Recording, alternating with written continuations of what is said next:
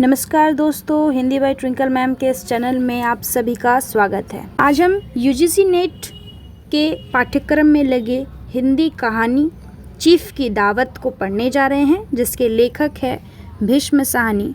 यह कहानी 1956 में लिखी गई थी। आइए हम इसका पाठ करते हैं। आज मिस्टर श्यामनाथ के घर चीफ की दावत थी। श्यामनाथ और उनकी धर्मपत्नी को पसीना पोंछने की फुर्सत ना थी। पत्नी ड्रेसिंग गाउन पहने, उलझे हुए बालों का जोड़ा बनाए, मुंह पर फैली हुई सुर्खी और पाउडर को मले, और मिस्टर श्यामनाथ सिगरेट पर सिगरेट फूंकते हुए चीज़ों की फहरिस्त हाथ में थामे एक कमरे से दूसरे कमरे में आ जा रहे थे। आखिर 5 बजते बजते तैयारी मुकम्मल होने लगी। कुर्सियाँ, मेज, तिपाइयाँ, नैपकिन, फूल सब बरामदे में पहुँच गए। ड्रिंक का इंतज़ाम बैठक में कर दिया गया। अब घर का फालतू सामान अलमारियों के पीछे और पलंगों के नीचे छिपाया जाने लगा।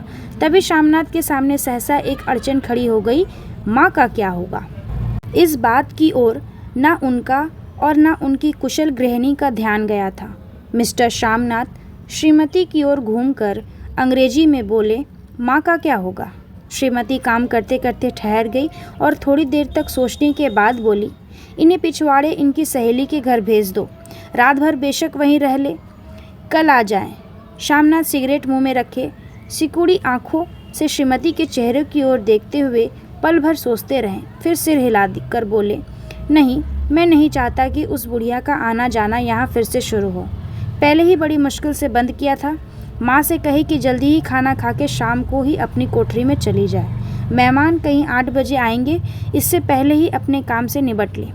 सुझाव ठीक ही था, दोनों को पसंद आया, मगर फिर सहता श्रीमती बोली, जो वह सो गई और नींद में खर्राटे लेने लगी, तो साथ ही तो बरामदा है जहाँ लोग खाना खाएंगे, तो इन्हें कह देंगे कि अंदर से दरवाज़ा बंद कर ले, मैं बाहर से ताला लगा दूंगा, या माँ को कह देता हूँ कि अंदर जाकर सोई नहीं बैठे रहे। और क्या, और जो सो गई तो डिनर का क्या मालूम कब तक चले? 11 बजे तक तो तुम ड्रिंक ही करते रहते हो। श्यामनाथ कुछ खिंच उठे, हाथ झटकते हुए बोले, अच्छी भली यह भाई के पास जा रही थी, तुमने यूं ही खुद अच्छा बनने के लिए बीच में टांग अड़ा दी। वाह, तुम माँ और बेटे की बातों में मैं क्यों बुरी बनूं? तुम जानो और वह जाने। मिस्टर श्यामनाथ चुप रहे। यह मौका बहस का ना था, समस्या का हल ढूंढने का था। उन्होंने घूमकर माँ की कोठरी की ओर देखा। कोठरी का दरवाज़ा बरामदे में खुलता था। बरामदे की ओर देखते हुए झट से बोले, मैंने सोच लिया है।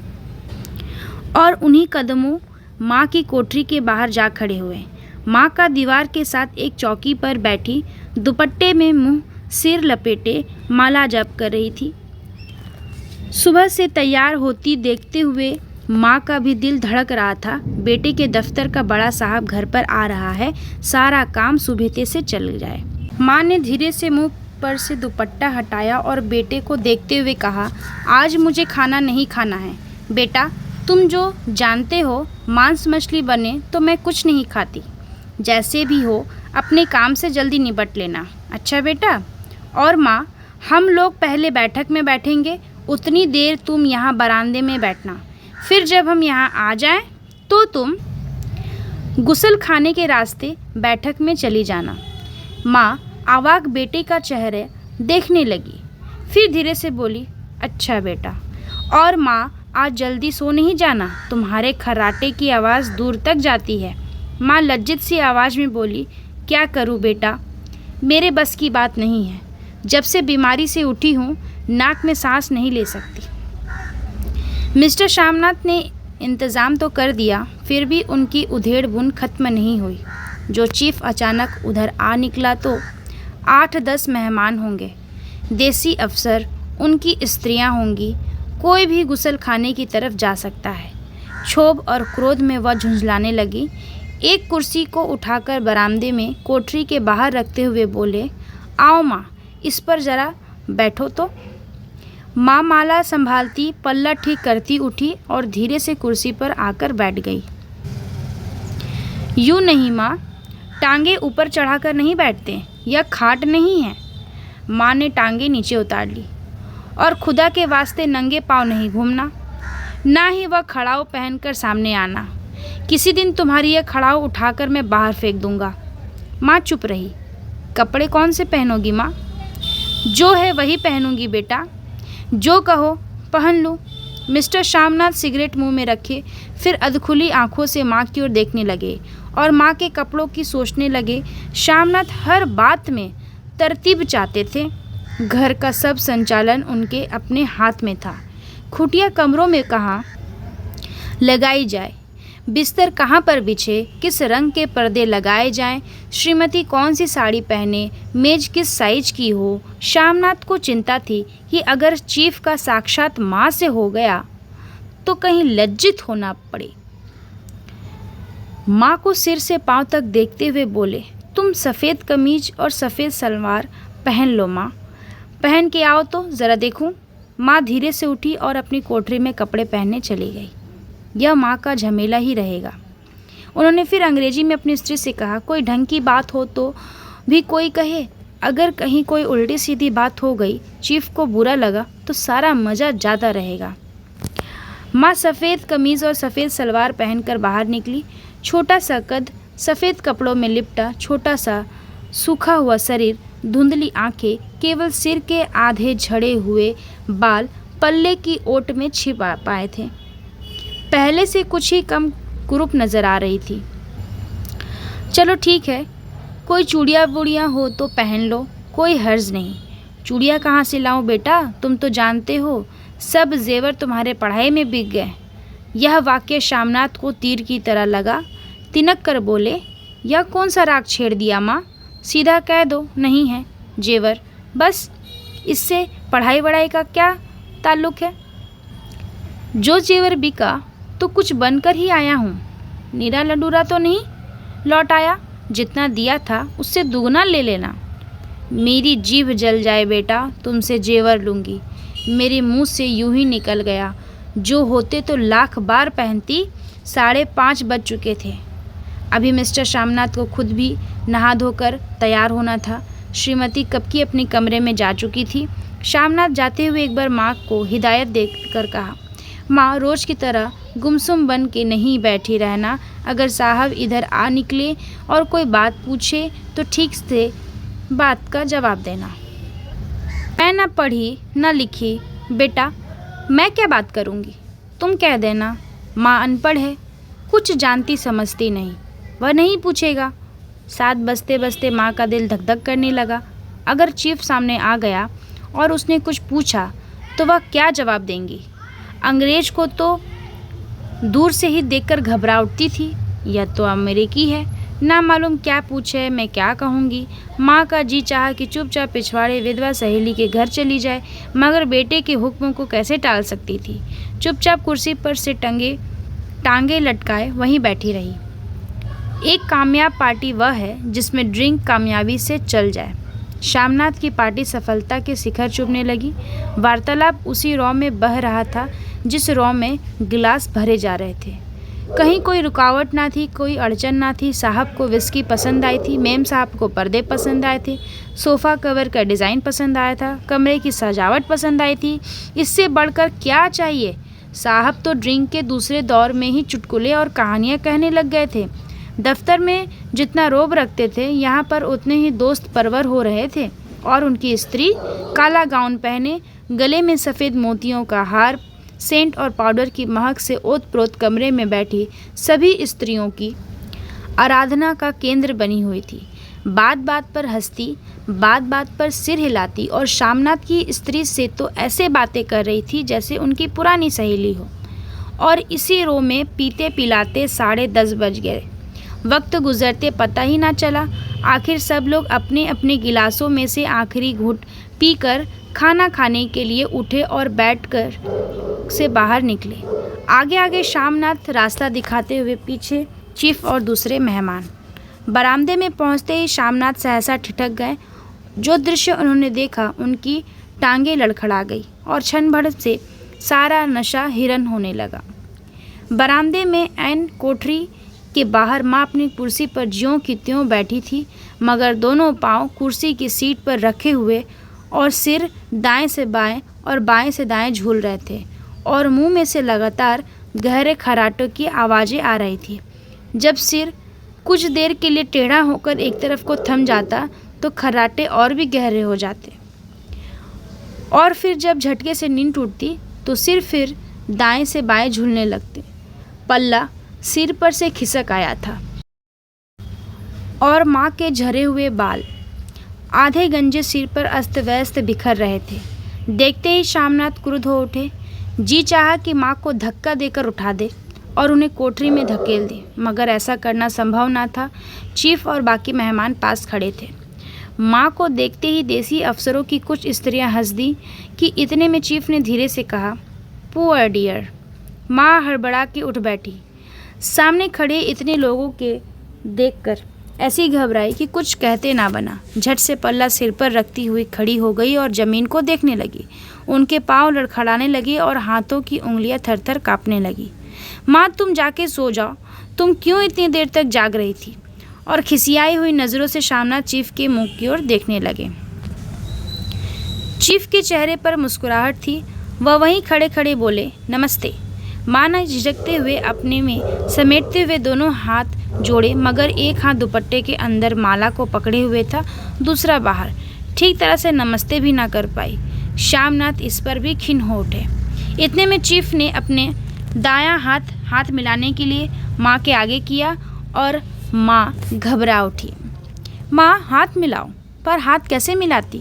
दाएं हाथ में तो माला थी। घबराहट में माँ ने बायां हाथ ही साहब के दाएं हाथ में रख दिया। श्यामनाथ दिल ही दिल जल उठे। देसी अफसरों की स्त्रियां खिलखिला कर हंस पड़ी। यूँ नहीं माँ, तुम तो जानती हो दायां हाथ मिलाया जाता है, दायां हाथ मिलाओ। मगर तब तक चीफ माँ का बायां हाथ ही बार बार हिलाकर कह रहे थे, हाउ डू यू डू। कहो माँ, मैं ठीक हूँ, खैरियत से हूँ। माँ कुछ बड़बड़ाई। माँ कहती है, मैं ठीक हूँ। कहो माँ, हाउ डू यू डू। माँ धीरे से सकुचाते हुए बोली, हाउ डू डू। एक बार फिर कह उठा। वातावरण हल्का होने लगा। साहब ने स्थिति संभाल ली थी। लोग हंसने चहकने लगे थे। श्यामनाथ के मन का क्षोभ भी कुछ कुछ कम होने लगा था। साहब अपने हाथ में माँ का हाथ पकड़े हुए थे और माँ सिकुड़ी जा रही थी। साहब के मुंह से शराब की बू आ रही थी। श्यामनाथ अंग्रेजी में बोले, मेरी माँ गांव की रहने वाली है, उम्र भर गांव में रही है, इसलिए आपसे लजाती है। साहब इस पर खुश नज़र आए। बोले, सच? मुझे गांव के लोग बहुत पसंद है। तब तो तुम्हारी माँ गांव के गीत और नाच भी जानती होगी। चीफ खुशी से सिर हिलाते हुए माँ को टकटकी बांधे देखने लगे। माँ, साहब कहते हैं कोई गाना सुनाओ, कोई पुराना गीत, तुम्हें तो कितने ही याद होंगे। माँ धीरे से बोलती है, मैं क्या गाऊंगी बेटा, मैंने कब गाया है।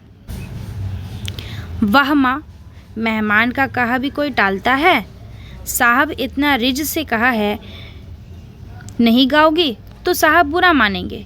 मैं क्या गाऊं बेटा, मुझे क्या आता है। वाह, कोई बढ़िया टप्पे सुना दो, दो पत्तर अनारा दे। देसी अफसर और उनकी स्त्रियों ने इस सुझाव पर तालियां पीटी। माँ कभी दीन दृष्टि से बेटे के चेहरे को देखती, कभी पास खड़ी बहू के चेहरे को। इतने में बेटे ने गंभीर आदेश भरे लिहाज में कहा, माँ। इसके बाद हाँ या ना सवाल ही ना उठता था। माँ बैठ गई और छिन्न दुर्बल लरसती आवाज़ में एक पुराना विवाह का गीत गाने लगी। हरियाणी माए, हरियाणी बहनी, हरिया तो भागी भरिया हैं। देसी स्त्रियां खिलखिला के हंस उठी। 3 पंक्तियां गा के माँ चुप हो गई। बरामदा तालियों से गूंज उठा। साहब तालियां पीटना बंद ही ना करते थे। श्यामनाथ की खिज प्रसन्नता और गर्व में बदल उठी थी। माँ ने पार्टी में नया रंग भर दिया था। तालियां थमने पर साहब बोले, पंजाब के गांव में दस्तकारी क्या है। श्यामनाथ खुशी में झूम कर कह रहे थे। बोले, ओ बहुत कुछ साहब, मैं आपको एक सेट उन चीज़ों का भेंट करूंगा, आप उन्हें देखकर खुश होंगे। मगर साहब ने सिर हिलाकर अंग्रेजी में पूछा, नहीं, मैं दुकानों की चीज़ नहीं मांगता।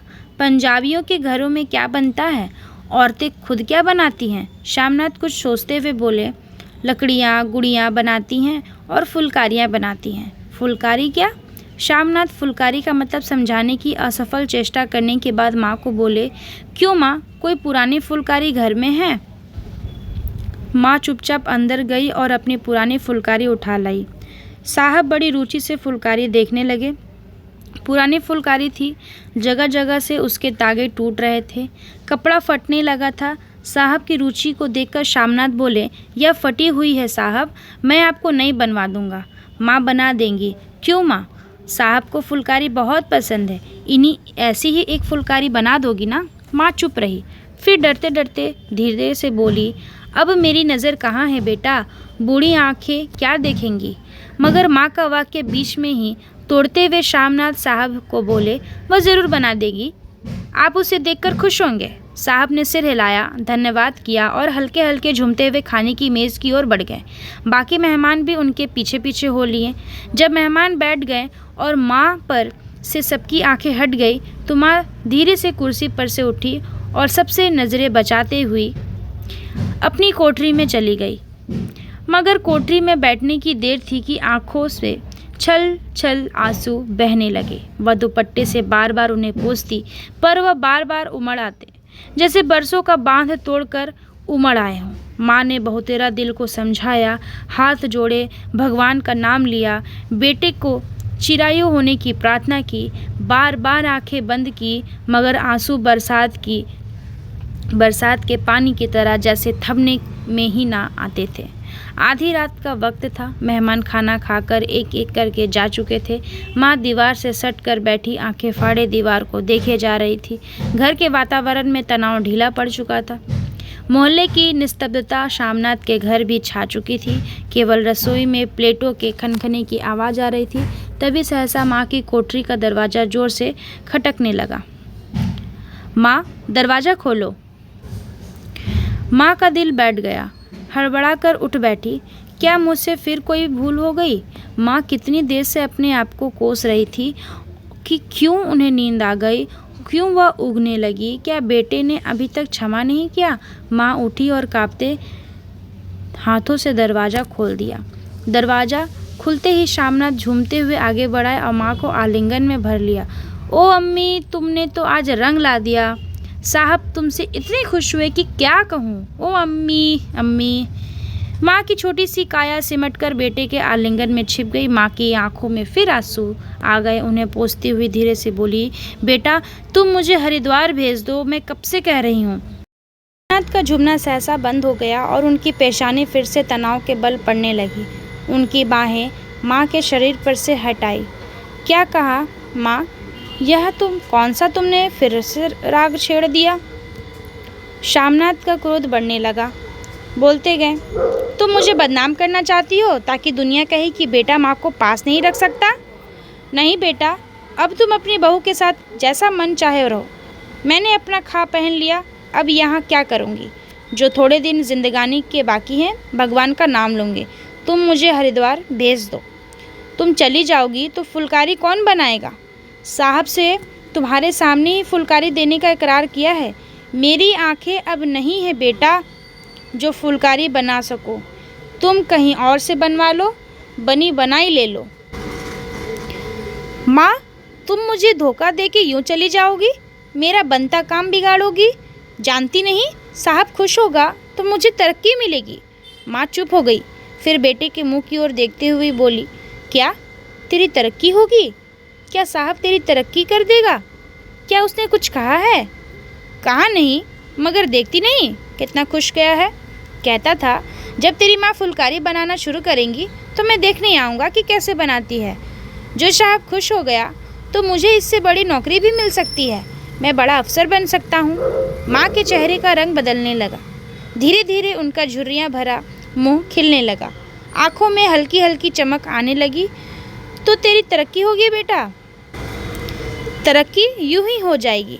साहब को खुश रखूँगा तो कुछ करेगा, वरना उनकी खिदमत करने वाले और थोड़े हैं। तो मैं बना दूंगी बेटा, जैसे बन पड़ेगा बना दूंगी। माँ दिल ही दिल में फिर बेटे की उज्जवल भविष्य की कामनाएं करने लगी। और मिस्टर श्यामनाथ, अब सो जाओ। माँ कहते हुए तनिक लड़खड़ाते हुए अपने कमरे की ओर घूम गए। उम्मीद है आप सभी को यह कहानी अच्छी लगी होगी। मिलते हैं अगले वीडियो पर, तब तक के लिए धन्यवाद।